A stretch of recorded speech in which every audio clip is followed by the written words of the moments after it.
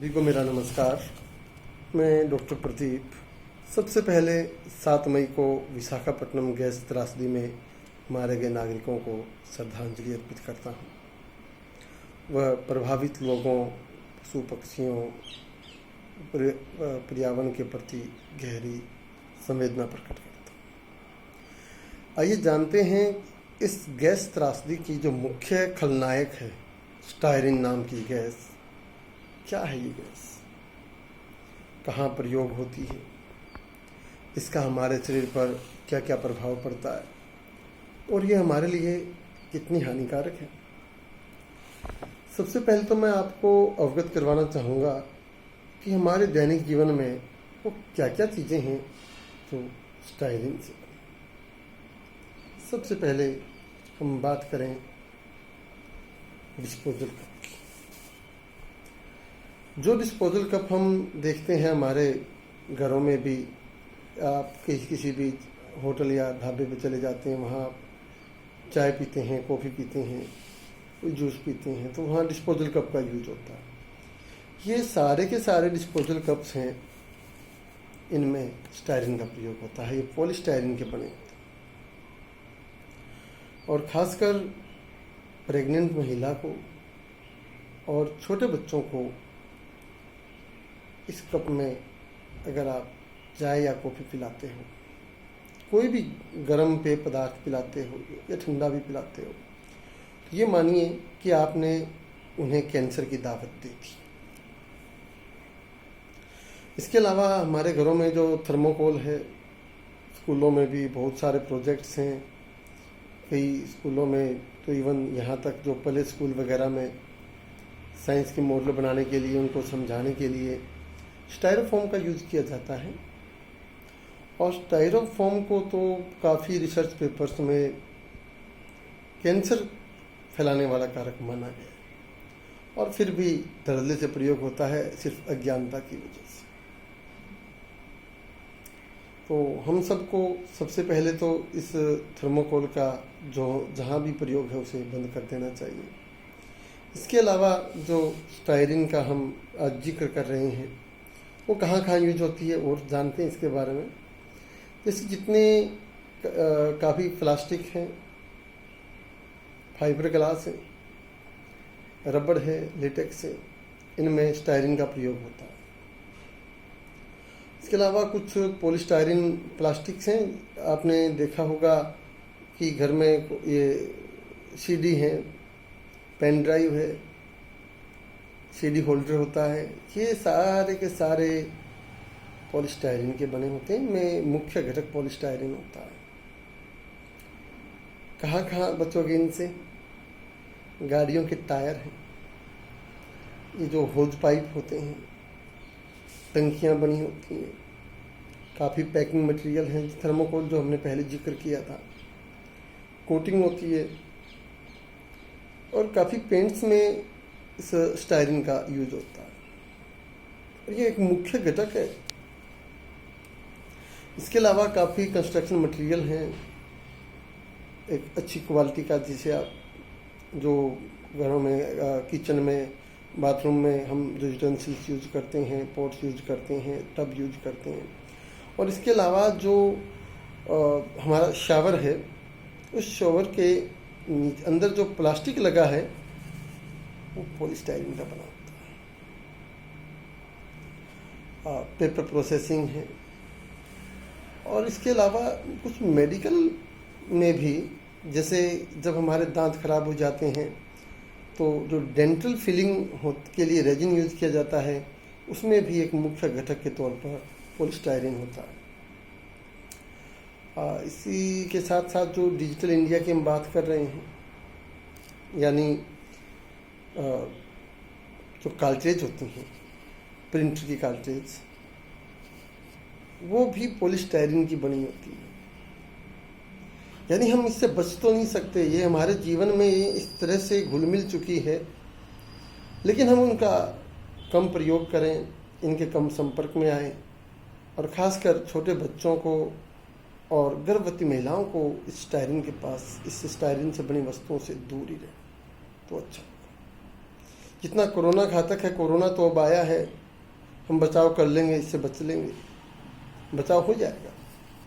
लेकिन जो स्टायरिन, जिस गैस के कारण 7 मई को काफ़ी लोग मारे गए, जनजीवन प्रभावित हुआ, सारी दुनिया अफसोस जता रही है, वो स्टायरिन हमारे दैनिक जीवन में हर वक्त हमारे साथ है। जैसे और एग्जांपल बताऊंगा मैं, सिगरेट है, सिगरेट के धुएं के अंदर स्टायरिन काफ़ी अधिक मात्रा में, और ये साबित हो चुका है काफ़ी मेडिकल टेस्टों में, रिसर्च पेपर्स में, रिसर्च में, कि सिगरेट पीने से जो कैंसर, जो हम पढ़ते हैं ना सिगरेट से कैंसर होती है, वो अकेला कैंसर सिगरेट से नहीं हो रही। सिगरेट के धुएं में टोबैको के साथ साथ जो उसका जो टोबैको का कंबस्टन हुआ, उस दौरान स्टायरिन पैदा होती है। और ये जो स्टायरिन है, ये एक म्यूटाजन है, इसे हम म्यूटाजन बोलते हैं, यानी कि एक ऐसा पदार्थ जो हमारे डीएनए में अंतर ला देता है। डीएनए में इससे एक फर्क पैदा हो जाता है, जिससे डीएनए ही बदल गया, वो कैंसर भी पैदा कर देता है। और अगर हम स्टायरिन की संपर्क में ज़्यादा आ जाएं तो क्या क्या होगा, क्या क्या लक्षण होंगे जब हम स्टायरिन के संपर्क में आते हैं। तो जैसे ही हम स्टायरिन के संपर्क में आएंगे, जैसे मैं खुद का अनुभव बता देता हूँ, मैं एक बतौर वैज्ञानिक ICI जो कंपनी है, जहाँ भारत क्या पूरी दुनिया का पहला पॉलीथीन डिस्कवर हुआ था, वहाँ एक साइंटिस्ट के तौर पे काम किया है। अपने आप को सौभाग्यशाली मानता हूँ।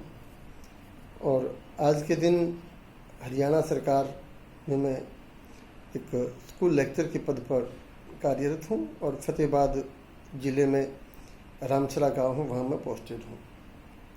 तो मैं एक केमिस्ट्री एक्सपर्ट होने के साथ साथ एक समाज का हिस्सा हूँ, और इन रसायनों को, इन केमिकल्स को मैं बखूबी जानता हूँ। इसलिए मेरा फ़र्ज़ बनता है कि मैं इनसे होने वाले जो दुष्प्रभाव है वो आम जनजीवन तक, आम जनता तक ले गया। तो मैं आपको बता रहा था, अगर हम इसके संपर्क में आ जाते हैं, क्योंकि हम भी जब लैब में काम करते थे इसके संपर्क में आए हैं, ऐसी कोई बात नहीं है।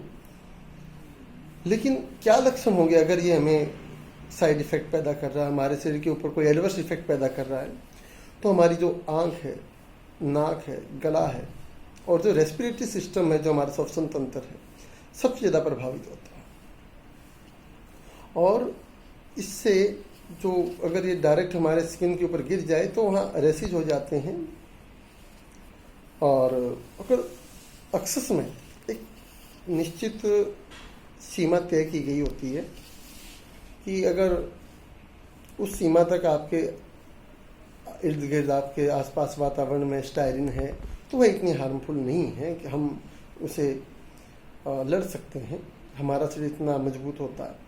लेकिन अगर वो उस सीमा को पार कर जाए, उस स्थिति की हम बात करते हैं, तो ये सबसे पहले क्या करेगी, हमारा जो दिमाग है, सेंट्रल नर्वस सिस्टम है, उसको प्रभावित करती है।